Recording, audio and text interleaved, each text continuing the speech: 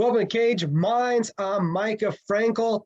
And fresh off his first professional win, we're joined by Aaron Jiggy Reese. Sir, thank you for the time and congratulations. Oh yeah. Thank you. I appreciate it. It's always good to see you. Always good to do these interviews with you. CES this past weekend, Charre Phen, talk to me about the fight. Well, the fight came about. It's about like 3.5 weeks notice. Like usually I wouldn't take 3 weeks notice because I learned my lesson last time from taking 2 weeks notice. But my pro debut was at the same place in Hartford, Connecticut, with the same promotion, so with the same amount of time. Oddly enough, it was the same amount of time. It's about 24 days. So I remember that last fight I had, my pro debut. It was a game competitor. He was 2-1, and came down to the third round. And I remember afterward, he won the third round. I won the second, he won the first. So he won unanimous decision. But I remember after the fight, like, man, I could have pushed harder. I remember that like vividly. And I was so worried about gassing out because I was transitioning from amateur, which is 3-minute rounds, to pro, which is 5-minute rounds, and get all these unknowns and stuff. And I remember I was talking to my teammate Dan like the day after, Dan Argetta, and he was telling me that there's no reason to think like that because we train in altitude, and we could push, and he was absolutely right. So this fight, I was able to push, and I was in shape. I could have went 5 rounds. I just focused a lot more on cardio this count. I kind of cut sparring out a little bit. I probably spar like maybe two weeks worth, you know what I'm saying, about 4 sparring sessions, but I was just focusing on cardio this time. I feel like the thing that can beat me is cardio more than anything. So And then take me to fight night. Take us in the cage. How did the 3-round affair actually play out itself? they should be posting it soon. It was on Fight Pass, but I was on the prelims, so you know how that goes. They're supposed to be sending me the recording soon, so I'll be able to post it for my friends and family. But first round, I got the first round. I kept it standing the whole fight. I know, like, it's kind of like chess, right? When we fight these guys, it's kind of like chess. You got to kind of outthink the person and stuff. And I felt like a real professional in there. Talking to him after the fight, he was telling me that he thought I was gonna wrestle, because I am, I got such a high wrestling pedigree. But what I did this time, just kept it standing. I felt like I had the advantage standing, so that's what I did. I kept it standing. A lot of teeps to the body, a lot of side kicks to the body, leg kicks. He just kept his body open so much because he has such a high guard. So just hooks and teeps to the body, side kicks to the body, jabs. I didn't really throw too many uppercuts, but we kept it standing for 3 rounds. I took him down in the second round, but I let him back up because I had the advantage. There's no sense in playing jiu-jitsu when I don't need to.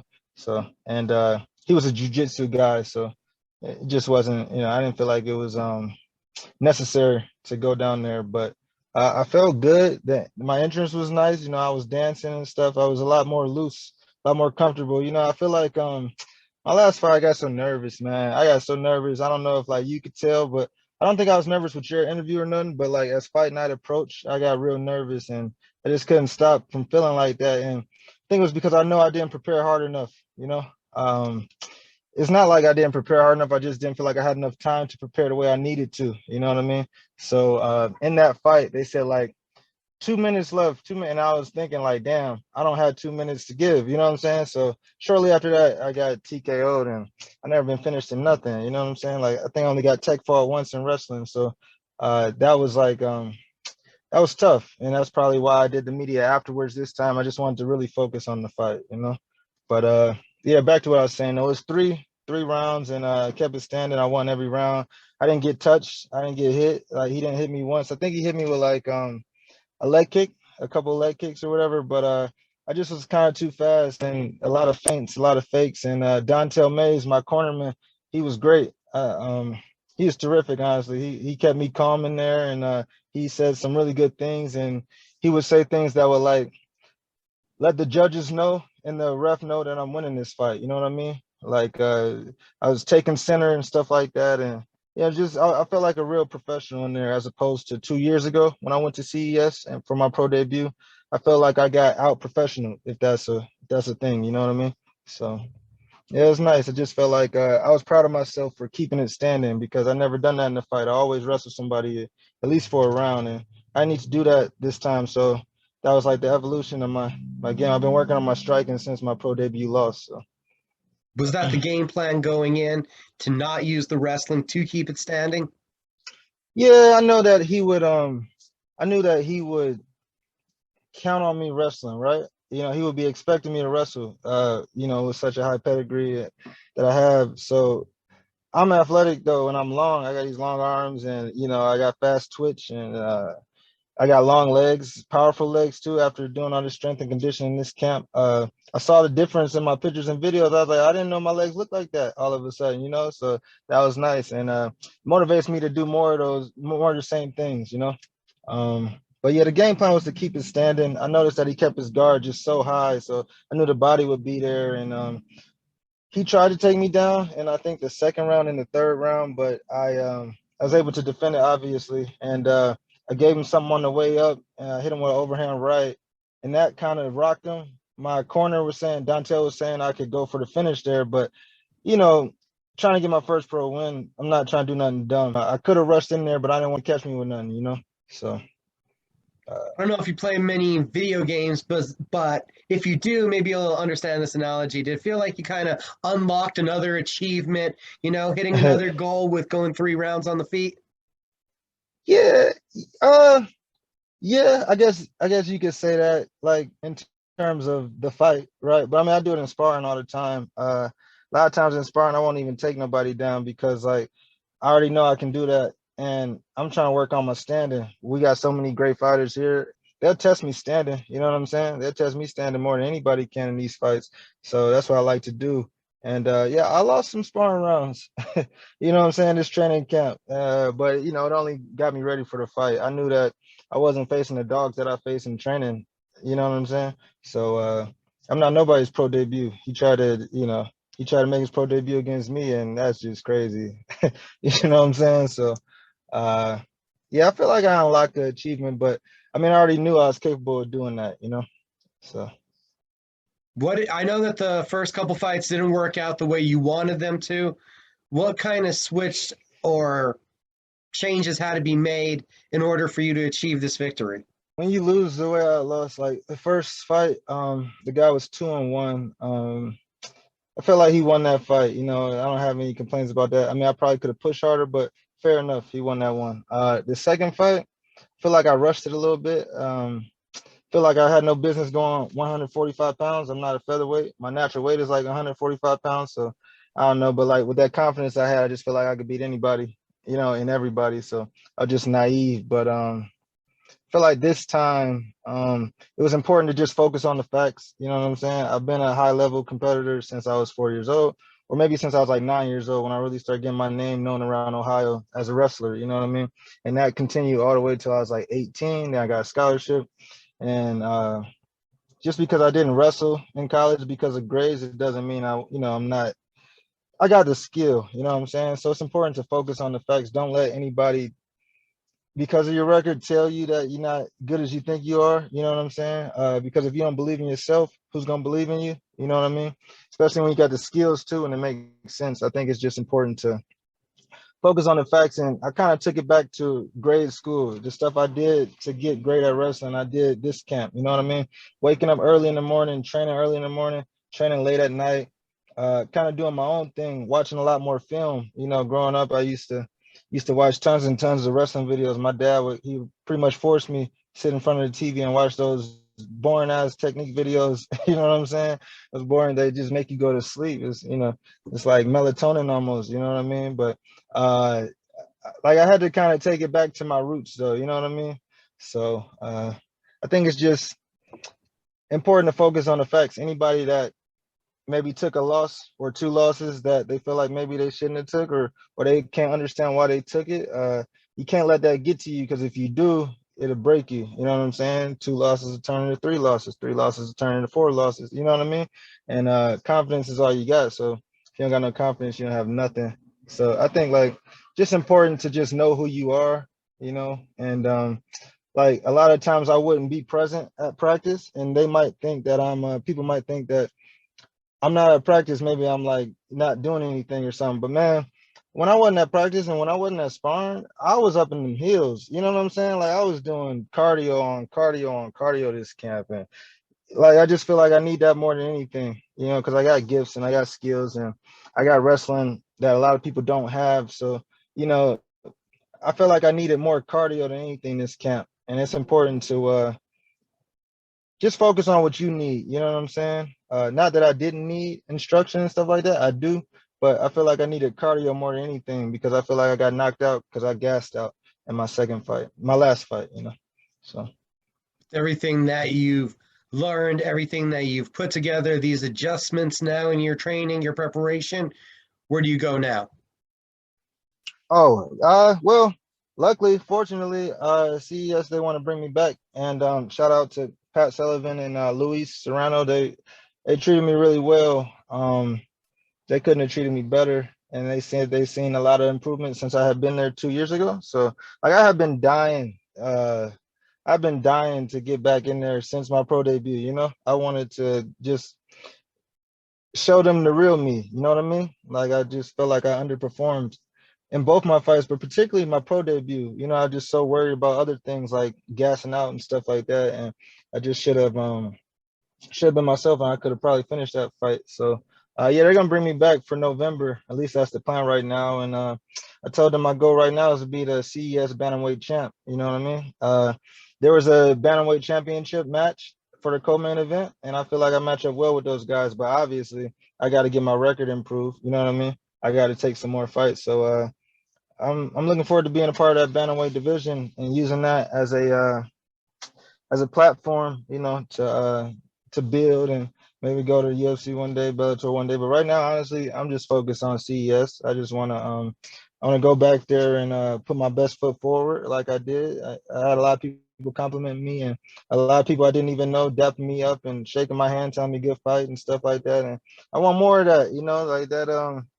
That local fan love is nice. You know what I mean? They actually you know, they really care about you out there. So yeah, I'm just looking forward to getting more wins. You know, they pay us for this type of stuff, and I cashed my check the other day, and I was like, man, I'm trying to do this again. You know what I'm saying? I want more of this money, and I want to. I feel like I got a lot of potential. You know, and I feel like everybody knew that too. So I'm just looking forward to making my teammates and proving my teammates and my managers right, the coaches right. You know, everything they seen in me, we about to start seeing it. We about to start seeing it. So I'm excited about that. I feel like it's a big deal. It feels like you also cleared a couple mental hurdles during this camp and through this fight. Yeah, man, it was tough though, right? Like that stuff ain't easy to clear. I mean, uh, I'm a strong-minded, mentally tough individual, but if just from being a wrestler, you know, wrestling it does that to you. But it's still tough, right? You kind of second guess yourself sometimes, right? Especially when you're in the position I was in. I think it's just important to just really just focus on the facts, and I'm glad I did that because now, yeah, I did clear those mental hurdles, and I feel like sky's the limit now. I probably return in a couple days. I kind of took like a little break, you know what I'm saying, right now, just because I've been grinding so hard for like 25 straight days. Because with a short camp, you don't have no room for air, right? So in a couple more days, I'll be back to the gym, and I'll be focusing on November, and that time I want to be the full martial artist that I am. I kept it standing partly because I know how taxing wrestling can be, right? And if you do wrestle early, you could get tired and stuff like that. I knew I could keep it standing though if you didn't have anything for me. But next time, they're not gonna know what I'm gonna do. I might wrestle. I might keep it standing. You know what I'm saying? I might do both in one round. I might do both in one round 2 times. You know what I'm saying? Take him down, let him up, strike. Take him down, let him up, strike. You know what I'm saying? So I'm just looking forward to the evolution of me as a fighter. I look forward to bringing that to them in November. Talking about that striking coming together, you do it all the time in the gym, but was it a process to get that confidence in the striking to do it live in front of everybody? Yeah, it was, but like when you fail, like I failed in that second fight, and I had told all my friends and family, and I told you to watch the fight on UFC Fight Pass. It had been my first time I was on Fight Pass. I think I was on like the Facebook prelims, but still, pretty much everybody's seen it. And to have what happened to me to be TKO like that and to gas out and stuff, when I had the skills back then, I had the know-how back then. I had the reps. I was doing 1,000,000 reps a day with my teammate Chris Rojas. Me and him, we were just working and working, and I was doing all that. And to feel like I did, I just felt like I might as well go out there and do it this time, right? You can't really think too much about it. You just got to do it. I drilled it 1,000,000 times, so it really wasn't nothing this time to do that stuff. But honestly, I didn't have to do as much as I drilled because like he's just giving me the body a lot, and I just kind of taking what he gave me. You know, I didn't have to really go on my bag that much and drill the stuff that we rep out, but just kind of kept it basic on him. You know what I'm saying? I had a couple combos that I drilled that I hit in the fight, but it wasn't too much. It wasn't too much at all because he was kind of he was doing a lot of single shots, so you know. Was it relief or exhilaration getting your hand raised? Yeah, it was all of that. I had a flex in my picture, just like a little grunt. Cause like, I mean, I knew I won all 3 rounds. My corner, he told me I won all 3 rounds. The crowd, they knew I won all 3 rounds. But when you're in somebody's home like that, you never know, right? I was in Connecticut, but I mean, he didn't hit me. But still, you never know, especially when I didn't finish him. It's just tough. And I thought they might say 29-28, because I had decisions like that where it's like, how did you score that 29-28? You know what I'm saying? So when I heard 30-27, I knew that it was me, and yeah, that relief was nice, and this is like my biggest payday yet too, so that was nice. I took it on short notice, so now I feel like I at least we start at a certain amount. You know what I'm saying? Since I was able to win this amount of money this time, so yeah, it was nice. It was definitely a relief. I think that's the perfect word, but at the same time, like seeing that bantamweight title fight later in the card, it was some pretty high level fighters. I think they were like on the contender or some UFC contender series, but they was fighting for CES at the time. It motivated me because I feel like it's only a matter of time. It's only a matter of time. I'll be fighting for that belt. I'll be able to explore my options from there. So, How did you grade the performance? well, I mean, I didn't get hit. Maybe an 8, because like I could have finished them. So that would be a 10, right? A finish would be a 10. But I don't know what a 9 would be. Maybe a 9 would be if I decided to showcase my wrestling, right? Then I would say a 9. But because I kept it standing and I didn't get hit in 30-27, I say 7 or 8. You always gotta leave yourself room for improvement. I can't be up here saying 10. I never get better. You know what I'm saying? And you said it, a couple days off, and the plan is to get right back to the gym. You've always had that work ethic. Again, where did you get it from? Came from wrestling. I've been so pissed lately because I feel like people were trying to play me on my work ethic. You know what I mean?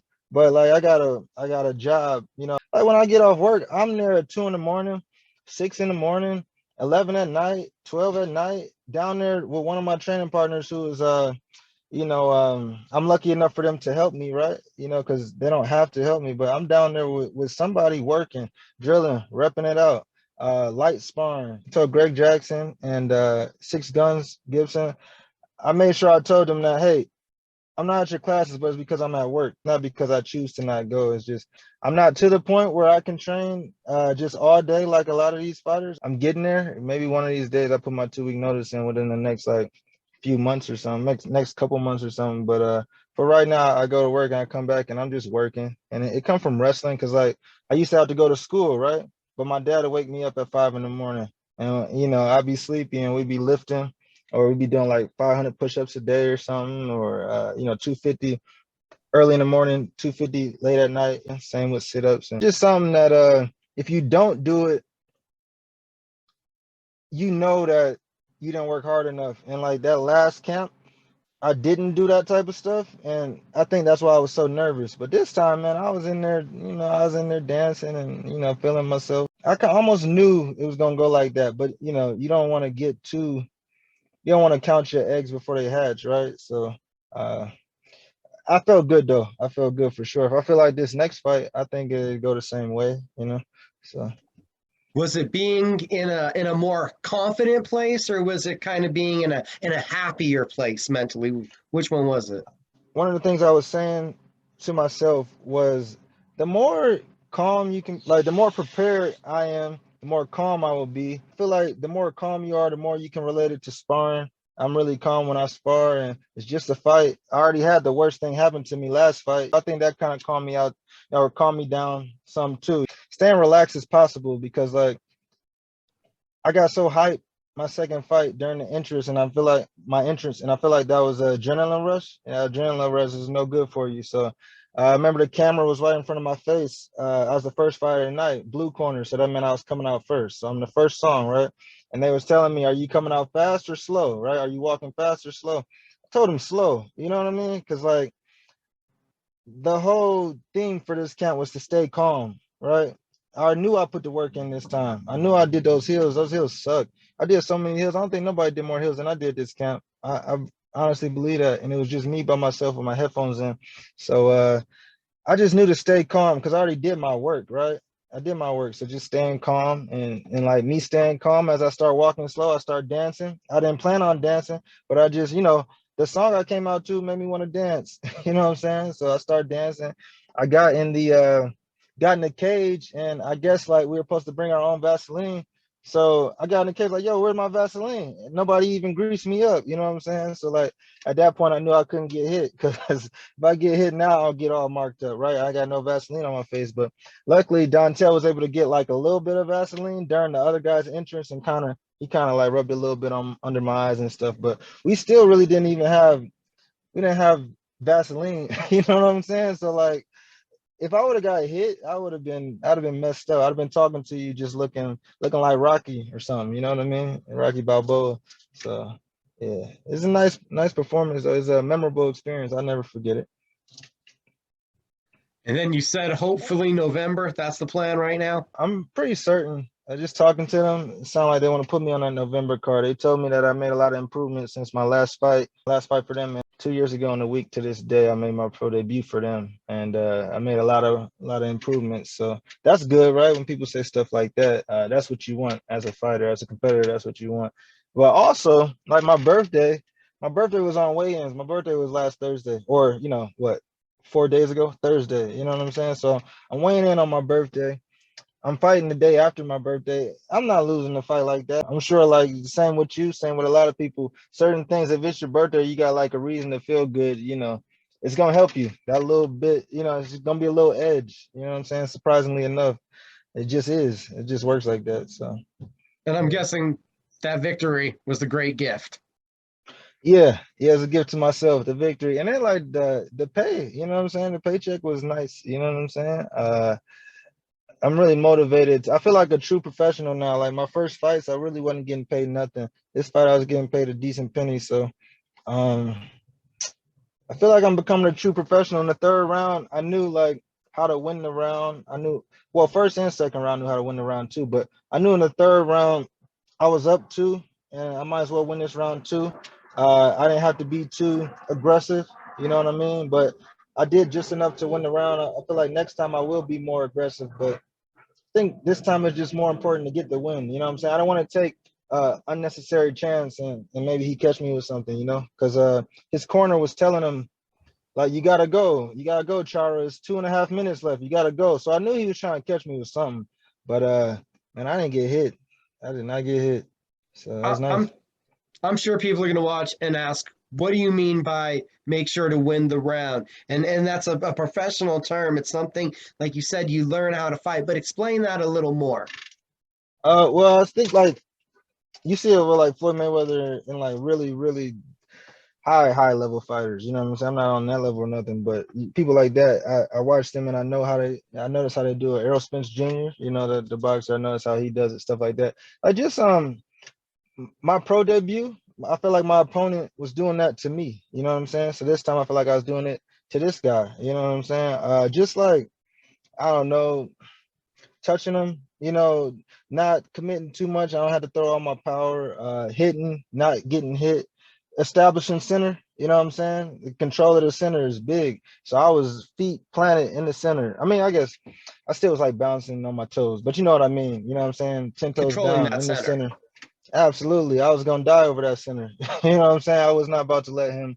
I feel like that's another reason I lost my pro debut too. I was just backing up, and it was we just gonna meet in the center and see what happened. And I guess he didn't want to meet in the center that much. I felt like the body work really, I could see like red marks on his like abs and his stomach, red marks on his stomach, red marks on his chest.